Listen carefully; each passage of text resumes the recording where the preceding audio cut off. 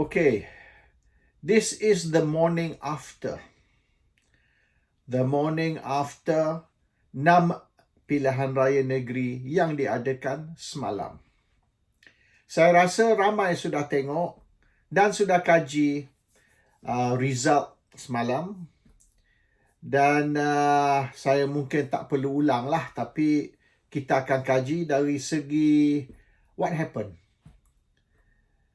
Perikatan menang 50% dari undi popular dan 60% dari jumlah kerusi yang ditanding. 60% of the seats, 50% of the votes, seorang diri perikatan. UMNO menang tak sampai 1 juta undi. Perikatan dapat 3 juta lebih dan pakatan hanya 2 juta lebih. So you combine barisan dan pakatan baru separuh dari undi. Perikatan seorang dapat separuh. Kerusi 60%, dan kalau kita tengok kerusi yang UMNO menang, kita boleh anggap UMNO was massacred. UMNO wiped out di dalam 6 negeri yang ditanding. First time dalam sejarah Terengganu sapu bersih. Tak pernah dulu. Kelantan tak sampai, hampir bersih tapi tak sampai hasrat untuk sapu bersih. Tapi itu pun boleh dianggap sebagai the highest in history. Ada satu masa dulu Kelantan PAS menang hanya dengan 1 kerusi majority at one time. So this is boleh dianggap sebagai a very impressive victory. Kedah, of course, kita berharap 36-0, tapi Menteri Besar Kedah Sanusi kata sekurang-kurang 33 lah. Mungkin 3 tak dapat. Ramalan Sanusi tepat 100%. So they got 33. So result in the end is 3-3. 3 negeri di bawah Pakatan Harapan, not Barisan, dan 3 negeri di bawah Perikatan. So kalau kita tengok Melaka, Negeri Sembilan dan Johor, the 3 southern states of Malaysia, adalah sarang Barisan Nasional. Pulau Pinang, Perak dan Selangor adalah sarang Pakatan Harapan. So bermaknanya negeri di mana orang Cina, population Cina tinggi, Pakatan kontrol. So Pakatan ni bergantung kepada pengundi Cina lah, basically Chinese voters. So mana negeri yang Cina population 50% atau 40% ataupun lebih dari 50%, maka kita boleh anggap negeri itu negeri Pakatan Harapan. So Pakatan Harapan kita boleh maknanya conclusion lah, Pakatan Harapan ialah parti Cina. Bukan parti Cina dari segi keahlian dia atau pemimpin dia semua Cina, tidak. Walaupun ramailah ahli dan juga pemimpin Pakatan Harapan ni Cina, tapi parti Cina dari segi Chinese base party. Mana parti yang bergantung kepada kaum Cina untuk nak memerintah. Perikatan Nasional Parti Melayu, sebab mereka hanya boleh menang di mana population Melayu tu tinggi dan negeri yang dianggap Malay heartland. So yang dikatakan kita tak boleh main isu 3R tadi, cannot play the 3R issue, race, religion, royalty. Tapi keputusan pilihan raya yesterday, the result of the 6th state election, memberi gambaran atau membuktikan yang 3R ni wujud. 3R ni is maknanya the state election and juga general election ni bergantung kepada 3R. Cina support Pakatan, Melayu support Perikatan. Dan UMNO ni tak ada support dari sesiapa anymore. So, which means, macam mana nak elak dari kita bincang isu 3R apabila keputusan pilihan raya semalam, 6 pilihan raya negeri, membuktikan yang parti masing-masing bergantung kepada perkauman. Pakatan depends on Chinese, perikatan depends on Malays. Tak boleh lari dah dari itu. Dan result membuktikannya. So, kalau kita kata jangan bincang isu 3R, macam mana kita tak mau bincang apabila pakatan bergantung kepada China dan perikatan bergantung kepada Melayu. So it's racial lah, memang racial, dan benda ni sama kalau di Amerika pun sama. Amerika ni banyak bergantung kepada perkauman, race. Walaupun kulit putih, misalnya, we still talk about the white Jews, the white Irish. So banyak maknanya bukan saja warna kulit tapi isu kaum, maknanya kaum Yahudi, kaum Irish. So kalau you nak dapat undi mereka, you kena main isu perkauman. You need the Irish vote, Jewish vote, Polish vote dan macam-macam. Even di Amerika pun. So anyway, that was the result semalam dan it's clear UMNO tidak diterima oleh baik orang Melayu, baik orang bukan Melayu. I mean, Barisan Nasional does not have any support base. And boleh kita anggap sebagai benda ni sudah diramal. Actually, it was predicted.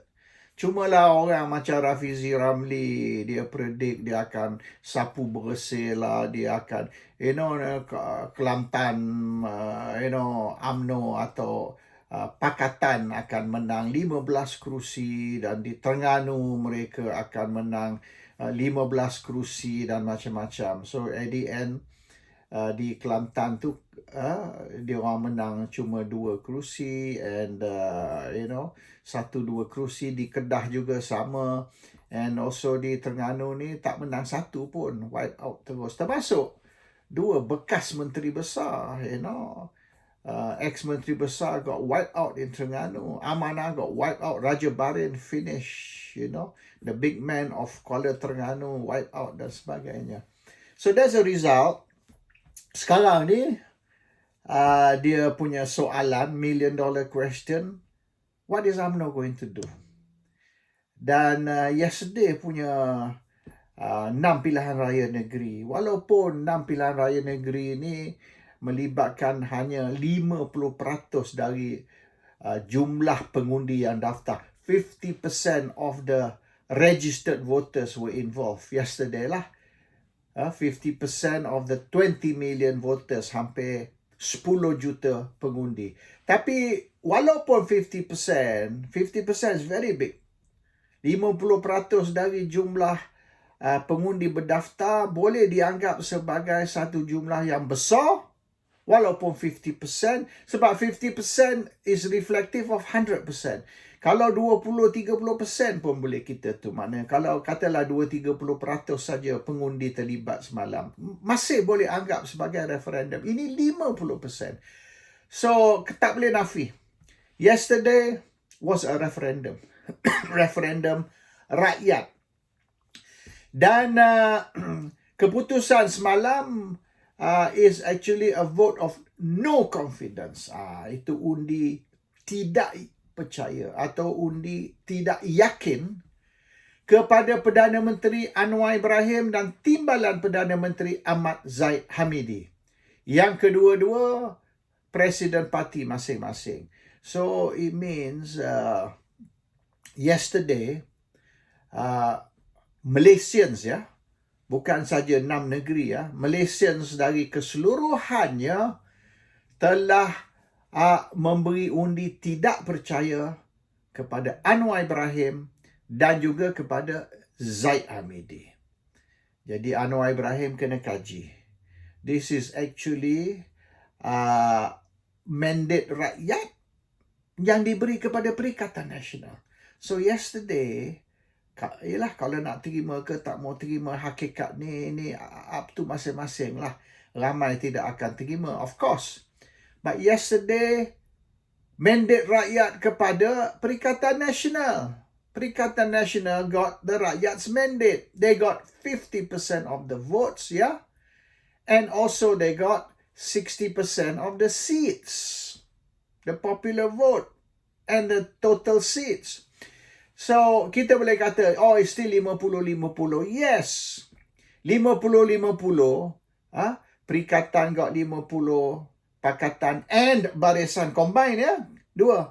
Kalau pakatan sahaja, maknanya dia got 1 million less votes. Maknanya perikatan ni dapat lebih dari 1 juta undi, lebih dari pakatan. Tapi kalau kita combine pakatan and barisan, then it's 50-50. 2 lawan 1 lah. 2 tu dapat 50, 1 pun dapat 50, iaitu perikatan. It's 2 against 1. But the point is sekarang, walaupun you kata 50-50 lah, mana you boleh kata perikatan dapat mandate rakyat when it's 50-50. But 50% yang perikatan dapat tu is more or less almost all undi Melayu. Yang pakatan dapat tu boleh dikatakan undi bukan Melayu, Chinese Indian vote. So kalau kita nak kaji dari segi undi Melayu, katalah tak, it's 1 juta lawan 3 juta, bermaknanya 70% orang Melayu sokong perikatan.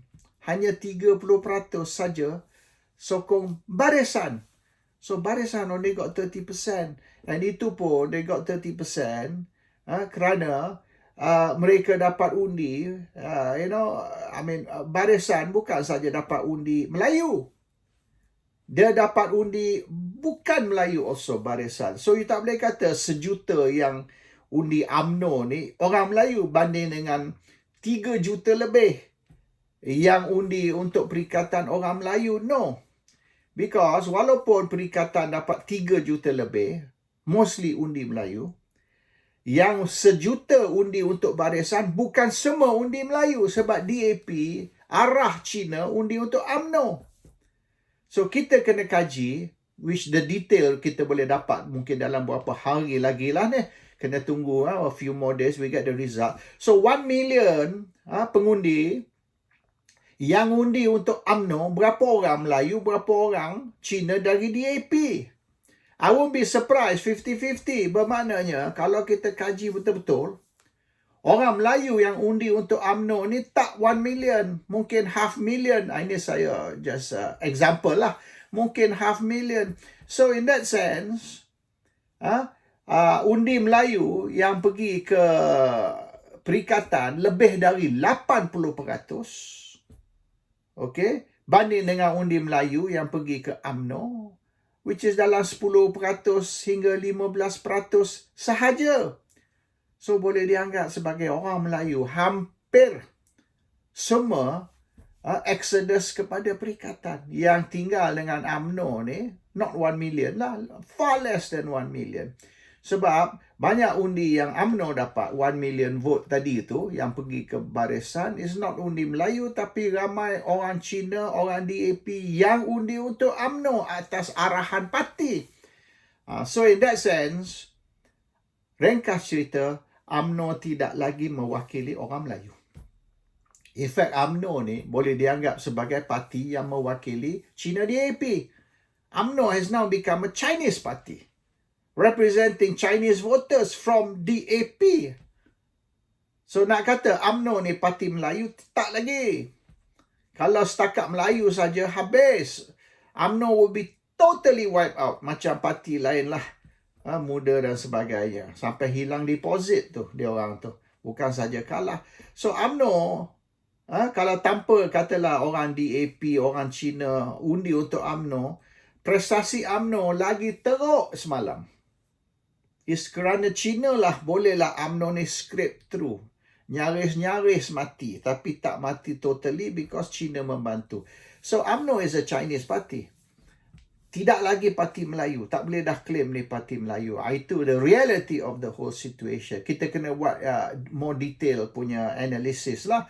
Dari segi di mana UMNO dapat undi, and this one boleh dapat lah, maknanya kalau dia orang yang ada detail tentang kotak undi dan sebagainya, they will know lah how many percent of dari hampir sejuta, tak sampai sejuta, in fact less than 1 million, how many percent actually were Chinese votes from DAP, dan how many percent actually Malay votes. I won't be surprised if you get 50-50 in the end. So maknanya tolak undi Cina tu, UMNO's finish, totally zero. And UMNO nak kata kita di Parti Melayu, tak boleh lagi nak claim UMNO ni Parti Melayu. Dia Parti Cina sebab dia hidup dengan undi dari orang Cina. So that's a reality lah. And so what now? Mandate rakyat telah diberi kepada Perikatan Nasional, terutama sekali rakyat Melayu. Dan Pakatan Harapan punya prestasi, kemenangan mereka lebih rendah in fact dari Perikatan, is mandate Cina. So Pakatan has got mandate Cina, Perikatan has got mandate Melayu. UMNO ni dia bergantung kepada some Cina, some Melayu. So in a way UMNO no longer parti tulen Melayu, tapi boleh dianggap sebagai parti multiracial. So lebih baik UMNO in fact buka pintu dia kepada orang bukan Melayu, keahlian mereka. So non-Malays can become UMNO members, and non-Malays juga boleh jadi UMNO leaders. Mana pemimpin UMNO ni dari kaum Cina, India dan sebagainya, buat macam PKR lah. UMNO ni boleh jadi macam PKR, parti berbilang kaum, orang Cina, orang India boleh jadi ahli dan boleh jadi pemimpin UMNO. The reality lah for the future. So now the rakyat have spoken. The rakyat maknanya not happy with Anwar, dan rakyat Melayu terutama sekali nak maknanya the leadership, UMNO leadership revamp. Dia nak Zahid dipecat, and even Tok Mat, sebab Tok Mat ni pun dia nak ambil alih dari Zahid a bit difficult sebab dia banyak skandal ni.